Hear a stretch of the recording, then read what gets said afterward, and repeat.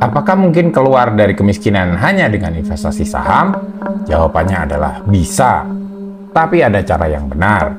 Banyak orang berpikir saham itu hanya untuk orang kaya. Padahal justru dengan investasi saham, kita bisa membangun kekayaan dari nol. Nah, di video kali ini, gue akan kasih tahu cara memanfaatkan saham untuk keluar dari kemiskinan. Bukan teori kosong, tapi langkah-langkah yang benar-benar bisa dilakukan.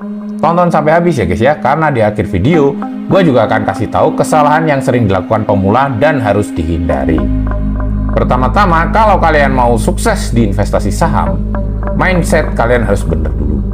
Banyak orang miskin kerja keras untuk uang, sedangkan orang kaya, mereka membuat uang yang bekerja untuk mereka.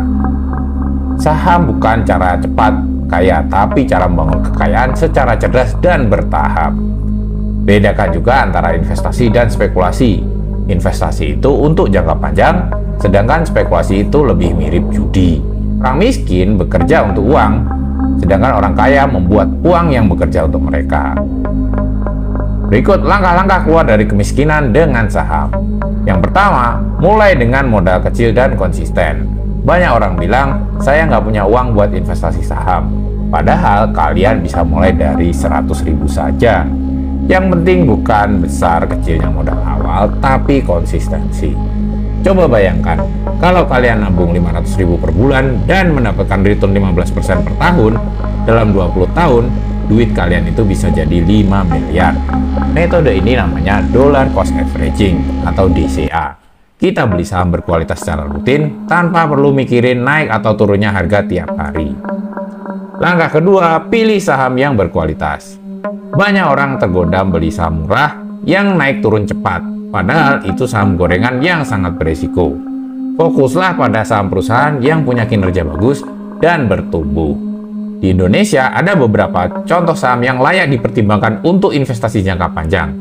Antara lain BCA atau BBCA, Bank BRI, Astra Internasional, ataupun contoh lainnya adalah Hexindo Adik Perkasa atau Hexa. Yang ketiga, manfaatkan dividen dan efek compounding.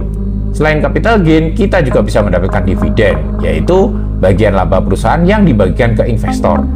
Kalau kita terus reinvest dividen ini, uang kita akan berkembang jauh lebih cepat. Inilah kekuatan compounding. Langkah keempat, jangan berhutang untuk investasi.